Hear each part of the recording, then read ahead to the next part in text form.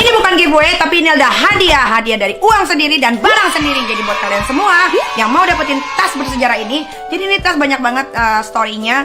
Waktu gue dulu, maksudnya gue dulu sebenarnya punya uang, gue bisa beli barang-barang mewah sama gue. Tapi karena dulu gue nggak terlalu, maksudnya tidak terlalu banyak masalah sama orang-orang yang sombong. Dan kalau sekarang kan gue, kenapa gue jadi menyombongkan diri? Karena gue mau menyombongkan diri untuk orang yang telah sombong sama gue, yang meremehkan gue, makanya gue remehin dia balik gitu. Cara gue seperti itu.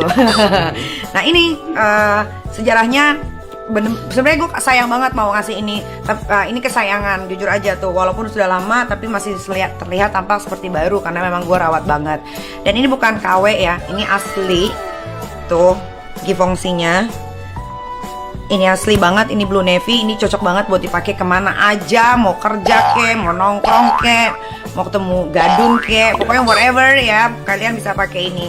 Mudah-mudahan siapapun pemenangnya, tas ini tidak dijual tapi dipergunakan dengan baik.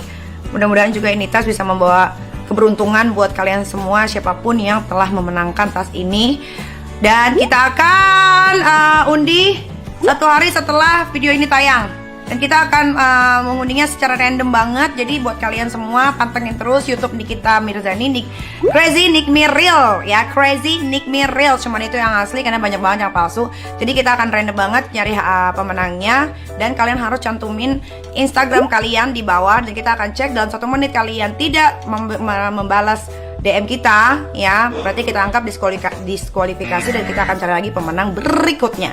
Ingat, ini bukan giveaway tapi inilah hadiah, uang sendiri dan modal sendiri dari Nikita Mirzani. Ya, mudah-mudahan kalian beruntung dan mudah-mudahan siapapun yang mendapatkan tas ini tolong dijaga dengan baik karena ini adalah one of my favorite bags. Bye. Dari 5 sosok ini ada satu yang paling menakutkan, menonjol, yaitu yang maju gitu, yang aku ambil gitu. Karena waktu itu ingat banget waktu SD kita sama sekolah kita ke puncak, jadi nginep di sana, apa sih namanya aku lupa deh. Terus aku lihat sosok kuntilanak. Masih mau nggak Niki?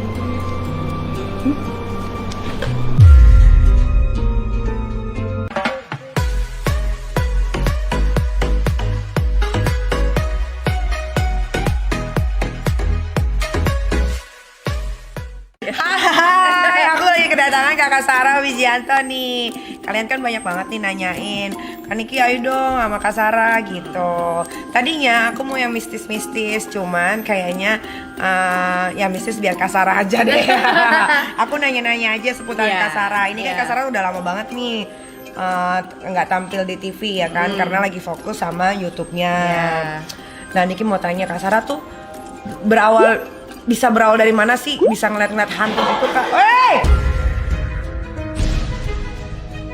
Lama-lama udah ada hantu, ya kan? Iya. Hah? Gak mungkin. Ini auranya nih Guys, ada apa guys? Oke. Berawal dari mana sih Kak? Aku sebenarnya tuh turunan, jadi kalau misalnya diruntut itu dari almarhum Eyang, terus dari Bude, jadi keluarga gitu sebenarnya turunan. Cuman kalau pertama kali ngelihat itu aku usia 8 tahun. Nggak hantu? Masa sih? Tapi kakak belum sadarin itu? Kayak nggak, ya namanya anak-anak gitu, selewat. Tapi yang mulai takut pada saat aku SD kelas 6 sampai SMP, karena udah mulai ada darah-darahnya, terus mukanya rusak gitu. Jadi iya namanya anak umur segitu kan kalau ngeliat sesuatu yang tidak pada tempatnya atau mengerikan pasti apaan tuh kan gitu. Cuman ya itu dengan berjalannya waktu sampai hari ini deh. Cuman aku in denial ya Niki. Jadi baru bener-bener mau menerima apa yang aku punya tuh masuk ke usia 30-an. Oh gitu. Tawan umurnya. Gak apa-apa deh. Tapi kakak masih awet muda loh, masih cantik banget loh. Alhamdulillah. Berarti bahagia dong rumah tangganya. Amin. Dia udah 41 ya gila. Iya makanya. Gila ya. Terus kakak nggak merasa takut gitu bisa ngeliat hantu atau bisa ngerasain keberadaan hantu? Ya itu butuh waktu lama sampai akhirnya aku bener-bener oh ya udah deh ini adalah bagian dari apa yang aku punya, aku harus belajar menerima gitu. Tapi ya capek Niki. Setiap hari aku ketemu misalnya ngobrol gini, misalnya ada energi yang apa, ada sesuatu di orang ini aku bisa nyerap. Jadi ya pelajarannya nggak akan ada habisnya gitu, karena kalau ditanya capek nggak capek. Tapi kakak baru bisa berani itu setelah menikah sama Damian ya kalau nggak salah? masuk usia 30-an ya itu, tapi itu udah aku nikah itu umur 34. Ya lagi proses juga tuh, masih proses. Aku 6 tahun yang lalu sama hari ini ya pelan-pelan belajar gimana caranya supaya aku nggak capek sehari-harinya, supaya bisa energinya nggak kebuang-buang kayak gitu. Nah, oke. Sekarang aku mau nanyain ya, ini pertanyaan yang kalian pasti pada kepo banget. Kak, sempat ngerasain tersiksa gak sih awal-awal pas ketemu bisa lihat makhluk halus? Pernah sempat frustasi atau kaget gak sih sampai kamu kayak mau berobat gitu biar sembuh? Sebenarnya kalau pengen berobat itu enggak, tapi kayak aku ngerasa ini gue cuman halu doang apa gimana sih gitu. Karena waktu itu inget banget waktu SD kita sama sekolah kita ke puncak, jadi nginep di sana, apa sih namanya aku lupa deh. Terus aku lihat sosok kuntilanak. Anak kecil takut dong lihat sosok gitu kan. Aku yang kayak ya ada apa, terus aku nangis, terus aku dimarahin. Aku inget banget Saraswati Wijayanto, jangan nakut-nakutin temennya. Jadi teman-teman yang lain juga ikut nangis, pada takut gitu. Jadi semenjak itu aku ngerasa udah deh, aku mendingan kalau di depan teman-teman nggak usah ngomong deh gitu, karena ya kali aku cuma pikiran doang gitu. Tapi ya itu dengan berjalannya waktu akhirnya ya udah gue terima. Tapi ya gitu, ada momen gue nggak ngeliat apa-apa gitu. Zaman dulu sempet zamannya ke ya kan, minum deh tuh kan, mabok. Udah nggak lama nggak ngeliat, asik. Udah nggak ngeliat nih kan, kayak aku pikir udahlah mungkin emang udah lewat gitu. Anyway, jadi waktu itu sudah sekian lama aku nggak lihat, tiba-tiba aku lihat malam itu. Kayak oke, tidak mempan berarti maksudnya aku biar mabuk juga tetap bisa lihat. Ya jadi ya udah deh. Nah dari situ mulai akhirnya ya udah tambah dewasa ya, pelan-pelan ya menerima. Cuman ya gitu, ada momen iyalah namanya kita ngelihat sesuatu, misalnya kok ada orang nempel di tembok kebalik gitu misalnya, itu kan kayak gimana sih, kayak susah untuk kita jelasin, ngomong ke orang disangka gila gitu ya dengan berjalannya waktu. Panjang perjalanannya, panjang. Iya. Tapi Kak, bener gak sih katanya kamu punya banyak temen di dunia lain, salah satunya namanya Siti. Itu awalnya gimana ceritanya sampai bisa berteman sama Siti? Ya, Siti itu siapa? Namanya Suti.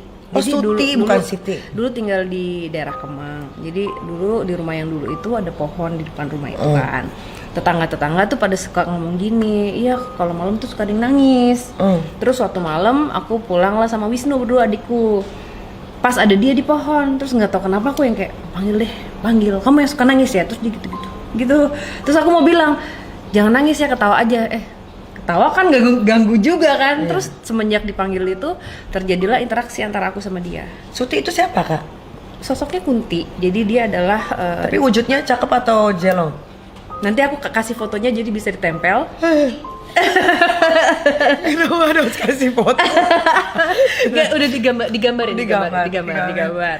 Jadi dia tapi waktu dia mengakhiri hidupnya dia usianya 19 tahun. Oh, bunuh diri? Ya, tapi kasihan Niki. Dia dilecehkan oleh ayah tirinya. Diperkosa, dia malu, dia kabur, terus dia gantung diri.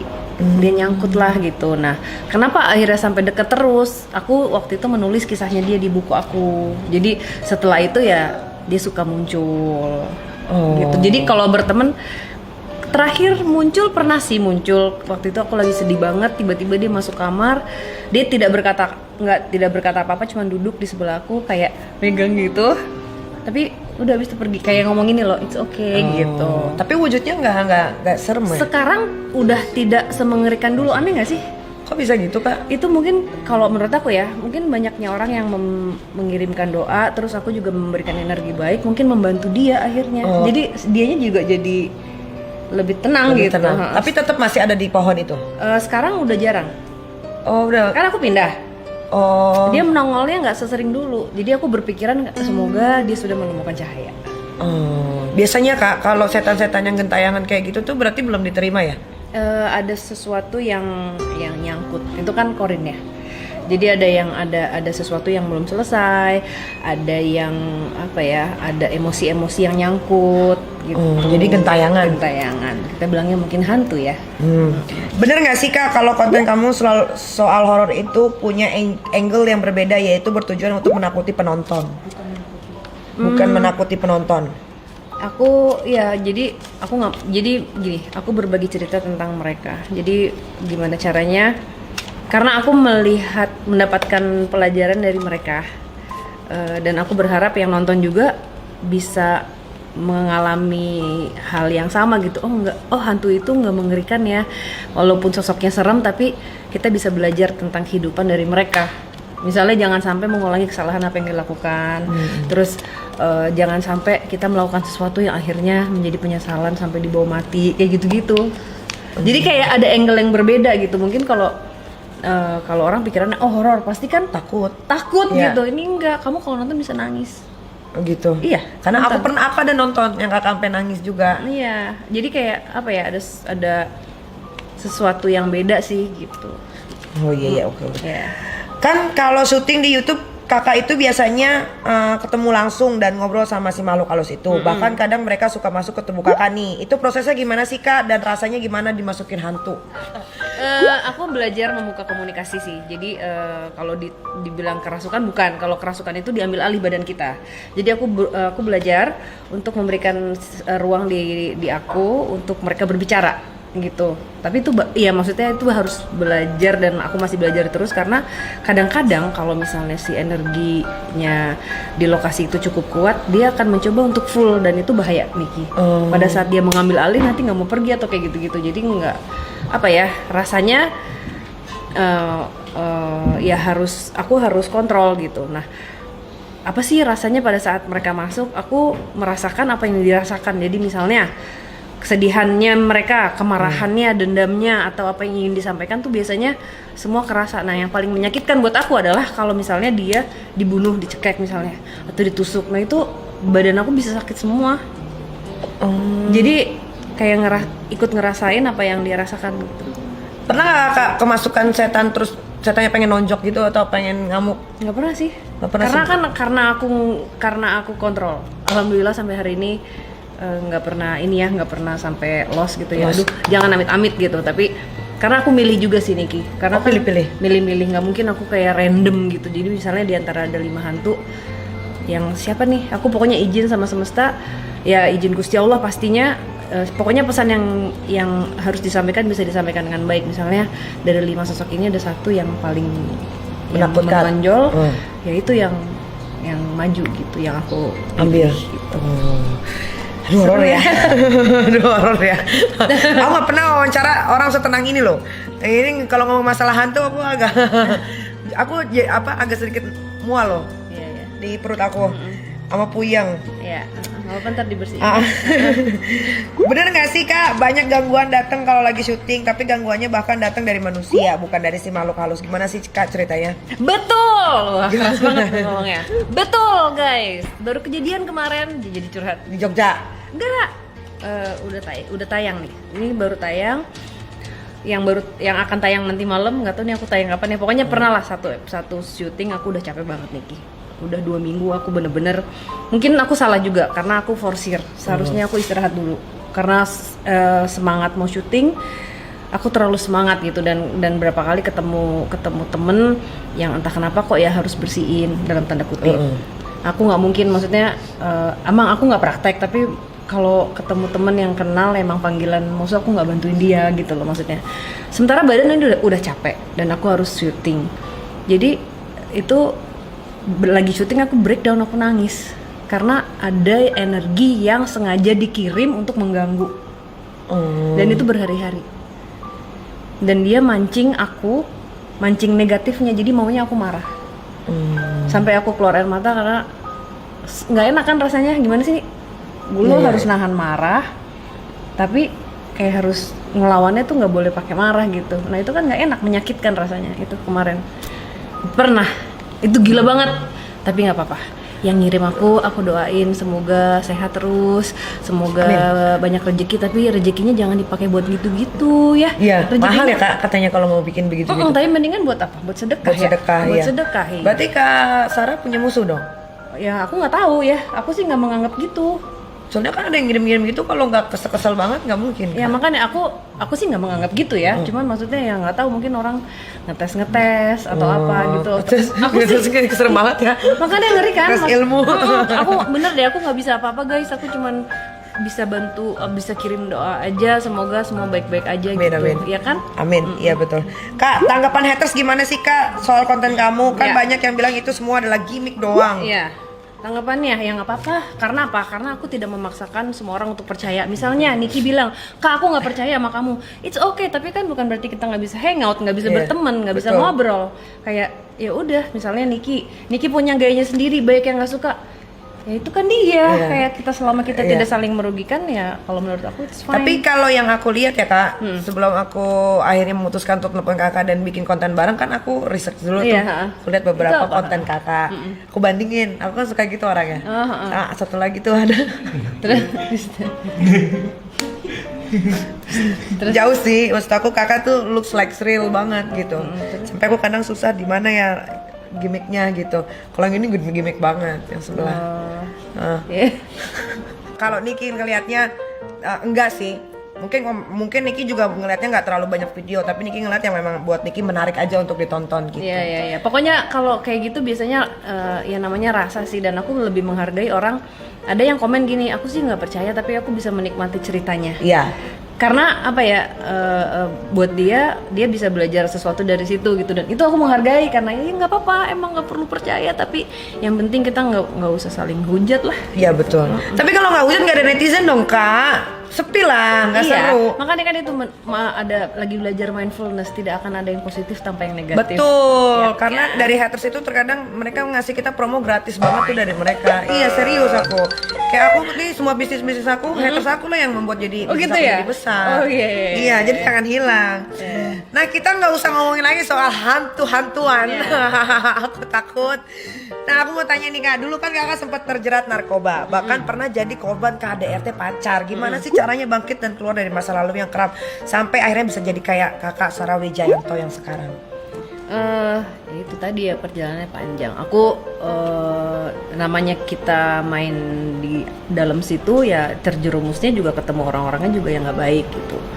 Akhirnya bisa keluar.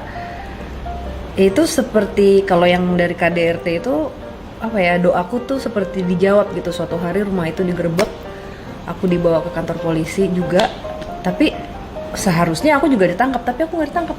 Si kepala polisinya bilang, telepon bapak kamu sekarang. Aku ditelepon, ya aku bawa pulang. Dan itu bener-bener nge-cleanse apa ya, karena ini kayak di brainwash ya, jadi aku rasa takut sama si laki-laki ini tuh besar banget gitu. Setelah lewat 3-5 bulan, terus udah aku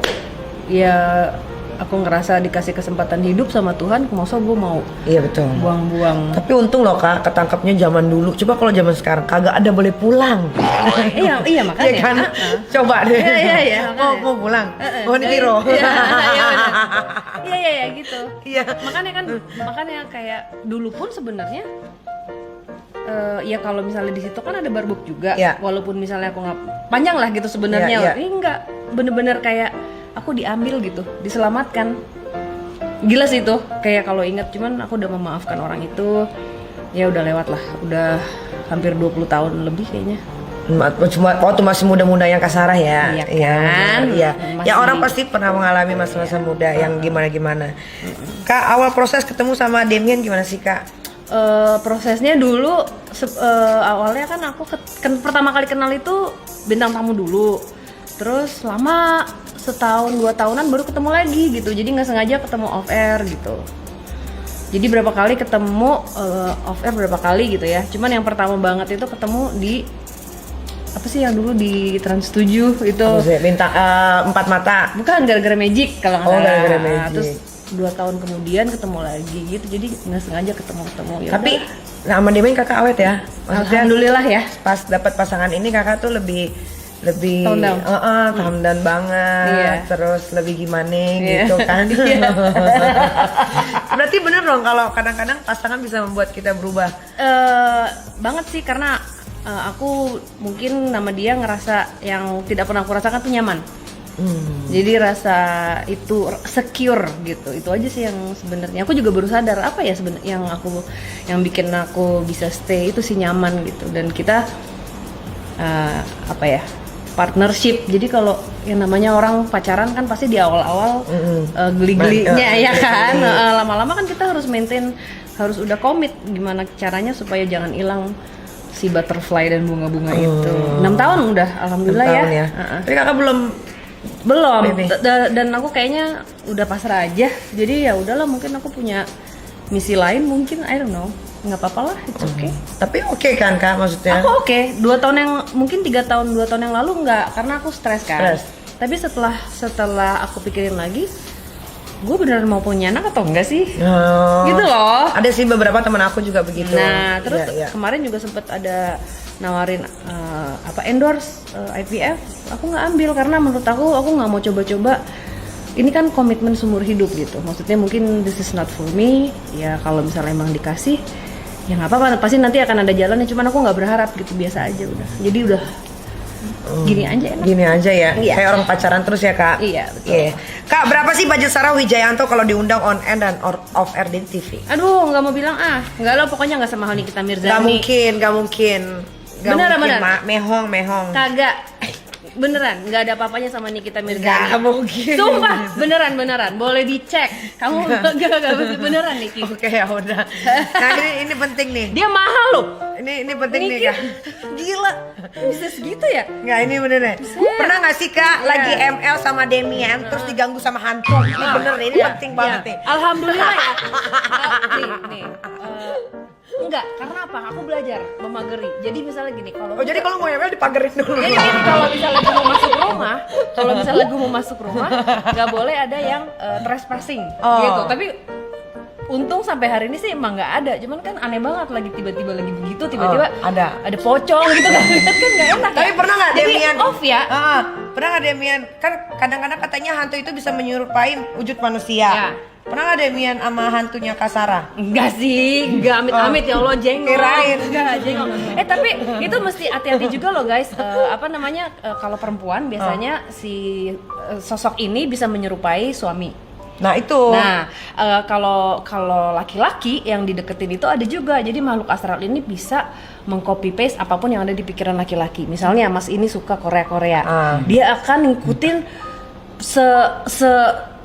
pokoknya semua yang ada di dalam fantasinya Mas menjadi si Korea ini. Nah itu bahaya. Kalau aku jujur, aku sebenarnya nggak percaya adanya hantu.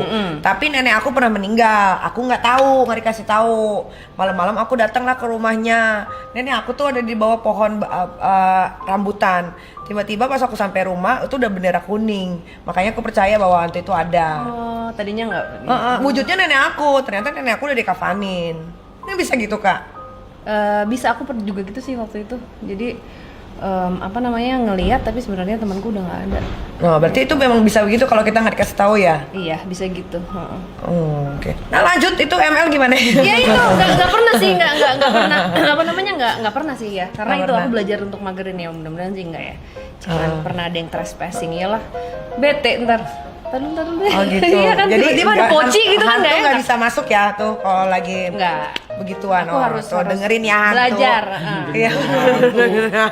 Iya. Aku boleh minta minum, boleh sambil minum nggak? Boleh dong, di sini boleh ngapain aja. Nah, Kak Sarah Wijayanto, biasanya kalau make love sama Demian, siapa yang minta duluan? Gaya favorit apa sih yang kalian suka bahas? Biasanya yang minta duluan gantian sih. Gantian. Ambil minum apa ya? Ambil minum dong. Gantian dong. Gantian ya. Sukanya Sarah Wijayanto yang mendominasi. Kadang-kadang perempuan mau suka gitu. Emang gitu ya? Iya, aku juga ngerti gitu. Kan? Ngerti. Ya gitu, tapi nggak tahu deh. Kalau aku senang aja. Berarti penting banget seks itu buat kakak? Ya perlu dong. Iya benar. Tiap hari buat pasti. Kamu enggak. Aku nggak ada pasangan kak. Oh iya juga ya. Lupa, maaf. Aku nggak ada pasangan. Aku palingan ya sama benda-benda apalah tumpul. Oh iya, sama Victor, sama Jordi. Siapa itu Victor? Hah? Getar. Ada yang getar. Pokoknya ada yang ditempel. Banyak deh. Ada yang ditempel? Ada banyak. Wow. Soalnya kan katanya kalau sama orang kalau kita belum berhubungan dosa. Iya, Ya kan? Kalau sama benda nggak bisa kan, nggak dosa. Iya. Yang penting punya banyak ya. Banyak, iya. Iya. Nah, biasanya Kak Sarah ini nggak pernah sendiri kalau bikin konten. Ada yang gambar-gambar, ada yang satu lagi siapa tuh? Fadi Fadi ya, ada itu hostnya, ngapain? dia host. Ah, Dia host. bantuin untuk mengulik Oh. kayak apa namanya, nanya-nanya misalnya lagi ada komunikasi. Oh, gitu. kalau Damian, suami Kalau kakak? dia director sebenarnya. Oh, director. Produser sama director, dia ngedit juga, cucok ya. Iya benar, cucok lah. Nah, berarti tukang gambar ini nih penting banget nih. Tukang Ya, gambar. Iya, tukang gambar. Masa kang gendang? Iya. Ini pasti penting banget nih di konten kakak harus ada kan, Harus karena dia dong. yang bisa memvisualisasi apa yang ada di Aku sana, lihat, ya iya. kan. Nah ini kayak kakak bawa nih, adiknya Kak Sarah ganteng adik loh aku, aslinya namanya ternyata. Wisnu. Iya benar. Iya. Mas Wisnu, Piwit. Mas Wisnu, kalau Neng bilang masuk ya. Sini Nu. Nah, Sini. ini Mas Wisnu. Ini langsung aja ya. Iya langsung aja. Langsung Iya. boleh. Ini dia namanya Mas Wisnu, adik dari Kak Sarah Wijayanto. Ini nomor yang berapa kak? 2. Jadi aku, Wisnu, Adinia, Adika. Oh 4 Empat. sama kayak aku. Iya, Aku kamu- 4 bersaudara juga. Aku cewek sendiri tapi. Nah Mas Wisnu ini nih selalu kakak bawa ya. Iya. Dia masih bisa connect sama kakak sampai akhirnya dia bisa melukis-lukis. Diceburin makhluk deh. astral. Sebenarnya diceburin. Jadi waktu tahun 2018 aku sama ada acara TV. Terus nggak tahu gimana aku mau Fadi. Adik gua kan bisa gambar, Fat. Terus dia peka juga. Kenapa nggak dia aja? Terus yaudah kita ajak. Terus ternyata yang PH-nya suka. Kecebur deh sampai hari ini ikut. Berarti bisa lihat hantu juga dong masnya. Overtime ya mbak, jadinya. Oh gitu. Karena intens kan, karena Satu- sering, jadi wah udah lama-lama makin oke ini ada gitu. Sekarang lo lebih peka ya, No? Berarti satu keluarga bisa lihat setan dong. Merasakan hantu, ya merasakan energi, ada energi yang nggak enak ya. gitu. Asti juga lumayan peka, tapi dia takut memilih Oh, untuk nggak mau tahu, nggak mau tahu. gitu. Cuman ya emang sepupu-sepupu kita juga gitu ya, Nu.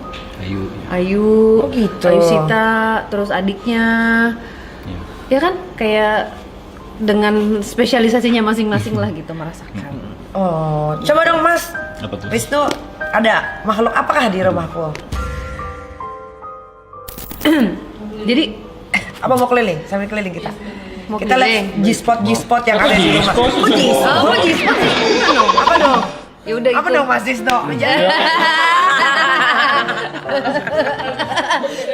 Ya, Kalau nggak bisa kalau hidung mancung dikit tuh nggak bisa. ya kan manjung banget ya. Aku juga pengen nih manjung.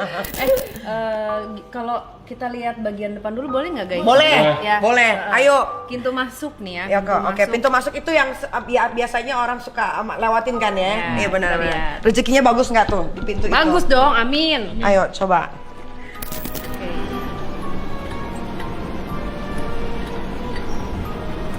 Masih mau nggak Niki?